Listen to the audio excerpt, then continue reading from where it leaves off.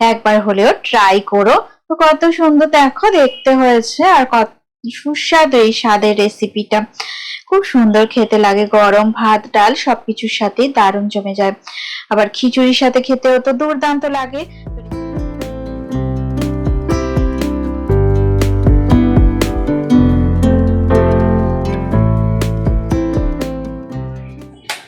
নমস্কার বন্ধুরা, চৈতি সিম্পল কিচেনে সবাইকে স্বাগত। আশা করি তোমরা সবাই খুব ভালো আছো, আর আমিও ভালো আছি।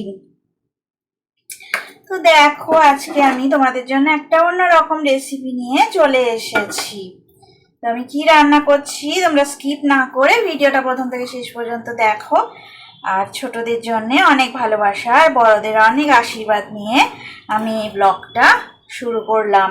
আমি এই রান্নাটা শুরু করলাম। তো পেঁয়াজ প্রথমে আমি দিয়ে দিচ্ছি, কুচানো পেঁয়াজ, একটা মিডিয়াম সাইজের পেঁয়াজ আমি দিয়ে দিলাম। ফ্লেমটা আমি মিডিয়ামে রেখে দিয়েছি, হালকা করে আমি একটু নাড়াচাড়া করে নেব।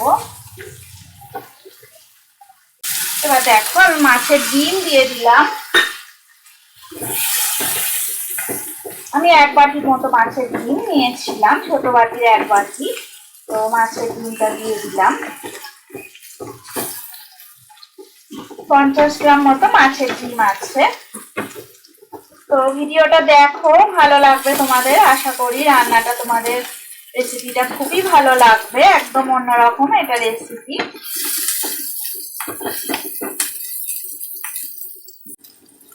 এখন এই হলুদ গুঁড়ো দিয়ে দিচ্ছি, পরিমাণ মতো হলুদের গুঁড়ো আমি দিয়ে দিচ্ছি।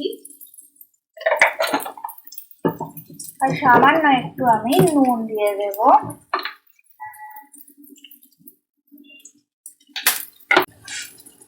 গরম ভাতে এই রেসিপিটা দুর্দান্ত স্বাদ হয়। তো মাছের ডিমটা আমি কিছু ভেজে নেব কিছুক্ষণের জন্য। একটু মিডিয়াম ফ্লেমে আমি দিয়ে দিচ্ছি ভাজার জন্য মাছের ডিমটা। আদা রসুন বাটা 1 চামচ দিয়ে দিলাম। আর একটু দেখো, অল্প করে আমি জিরে বাটা দিয়ে দিলাম। দুটোই 1 চামচ দিয়ে দিয়েছি। এবার ভালো করে আমি নাড়াচাড়া করে নেব। কিছুক্ষণ এইভাবে নাড়াচাড়া করলে মাছের ডিমগুলো সিদ্ধ হয়ে যাবে। এবার দেখো, আমি কেটে রাখা কুমড়ো দিয়ে দিচ্ছি। আর দেখো, কিছু পুঁই শাক আমি কেটে নিয়েছিলাম, তো পুঁই শাক দিয়ে দিলাম। আর একটা কাঁচা লঙ্কা দিয়ে দিলাম।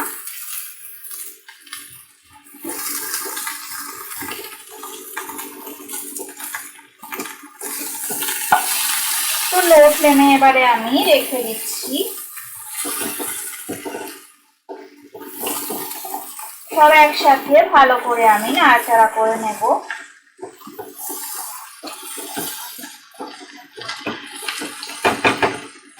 দেখো, আমি 1 চামচ লঙ্কা গুঁড়ো দিয়ে দিয়েছি। এই যে দেখো, কাশ্মীরি রেড চিলি পাউডার। তো এবারে আমি কিছুক্ষণ একটু নাড়াচাড়া করে আমি চাপা দিয়ে দেব। তাহলে কুমড়ো আর পুঁই শাক আর মাছের ডিম ভালো মতন সিদ্ধ হয়ে যাবে। তো অনেকটা ভালো করে নাড়াচাড়া করে নিয়েছি আমি। এইবারে লো ফ্লেমে রেখে আমি 10 মিনিটের জন্য ঢাকা দিয়ে রান্নাটা করে নেব। ফিরে আসছি 10 মিনিট পর। দেখো, ঢাকাটা তুলে নিলাম।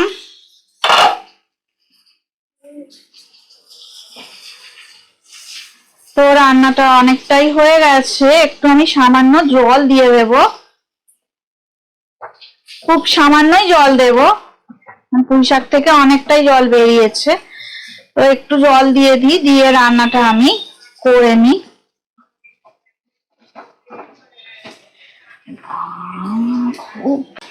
দেখো, আমি 1/2 কাপ জল দিয়ে দিচ্ছি। জল দিয়ে আমি ঢাকা দিয়ে দিলাম। আবার 5 মিনিট পর আমি ফিরে আসছি। দেখো, 5 মিনিট পর আমি ফিরে এসছি। এইবারে আমি দেখো ভালো করে নাড়াচাড়া করে নিচ্ছি। অনেকটা জল আছে, এই যে একটু জল দিয়েছিলাম, তো জলটা অনেকটাই আছে, তো জলটা শুকিয়ে যাওয়া পর্যন্ত অপেক্ষা করব। সমস্ত কিছুই সিদ্ধ হয়ে গেছে, কুমড়ো পুঁইশাক সবই সিদ্ধ হয়ে গেছে, মাছের ডিম তো হয়েই গেছে। আর কিছুক্ষণ একটু নাড়াচাড়া করে নিয়ে জলটাকে একটু শুকিয়ে নিতে হবে। আমি গ্যাসের ফ্লেমটা তাই জন্য একটু বাড়িয়ে দিলাম। তো ঢাকাটা দেখো আমি খুলে নিয়েছি, তো ভালো করে আমি নাড়াচাড়া করে নিচ্ছি ঢাকাটা তুলে নিয়ে। আর দেখো অনেকটাই জল দিয়েছিলাম, তো জলটা দেখো শুকায়নি, এখন জলটা শুকানো পর্যন্ত অপেক্ষা করতে হবে। আর এই যে কুমড়ো পুঁইশাক আর মাছের ডিম সবটাই দেখো সুন্দরভাবে সিদ্ধ হয়ে গেছে। এবারে আমি জল একদম শুকনো হওয়া পর্যন্ত অপেক্ষা করব। জলটা একদম শুকনো হয়ে গেলে আমি নামিয়ে নেব। আমি এতে কোনো মিষ্টি বা কিছু দেব না, যাদের মনে হয় একটু মিষ্টি খেতে পছন্দ করো তারা অবশ্যই, কুমড়োতে অনেকেই মিষ্টি দাও তো তারা দিতে পারো, তো আমি দেব না, আমি পেঁয়াজ দিয়ে রান্না করছি তো তাই মিষ্টি আমি দেব না। জল শুকনো হওয়া পর্যন্ত আমি অপেক্ষা করব, তারপরে আমি রেসিপিটা সার্ভ করে দেব। জলটা একদম শুকিয়ে গেছে আর সুন্দর দেখো সিদ্ধ হয়ে গেছে সবকিছু। আর কুমড়োটা দেখো ঘেটে ঘেটেও যায়নি, বেশ গোটা গোটাই সুন্দর আছে আর ভিতর থেকে সিদ্ধ হয়ে গেছে। এবার গ্যাসের ফ্লেমটা আমি অফ করে দেবো। একদম রেডি হয়ে গেছে দেখো মাছের ডিম দিয়ে আমার পুঁইশাক আর কুমড়ো রেসিপি। তো সার্ভ করার মতনই হয়ে গেছে। তো গ্যাসের ফ্লেমটা আমি অফ করে দিলাম। তো এখন কিছুক্ষণ রেস্টে রেখে দিই ঢাকা দিয়ে, তারপরে যখন সার্ভ করব তখন তোমাদের সাথে আবার দেখা হবে, তখন ফিরত আসবো আবার। তো কিছুক্ষণ একটু রেস্টে রেখে দিলাম। রেসিপিটা যদি ভালো লেগে থাকে শেয়ার করবে, কমেন্ট করবে, আর আমাকে আমার চ্যানেলটা সাবস্ক্রাইব করে আমার পাশে থাকবে। আমার পুরনো বন্ধুদের অনেক অনেক ধন্যবাদ, আর অনেক দূর পর্যন্ত এগিয়ে নিয়ে যাওয়ার জন্য আমাকে। আর নতুন যারা বন্ধু করেছো তাদেরকে তো তার আমার চ্যানেলটা সাবস্ক্রাইব করে আমার পাশে থাকার অনুরোধ রইল। সবাই ভালো থাকো, সুস্থ থাকো, আমার রেসিপি দেখতে থাকো, আর এইভাবেই আমাকে এগিয়ে নিয়ে যাও। তো তোমরা এতক্ষণ ধরে আমার রেসিপিটা দেখার জন্য তোমাদেরকে অনেক অনেক ধন্যবাদ। তো পরে আবার নতুন রেসিপি নিয়ে তোমাদের কাছে চলে আসবো, তোমরা অবশ্যই আমার পাশে থেকো, আমিও তোমাদের পাশে থাকবো। তো আজকের মতো টাটা, পরে আবার নতুন রেসিপি নিয়ে তোমাদের সঙ্গে দেখা।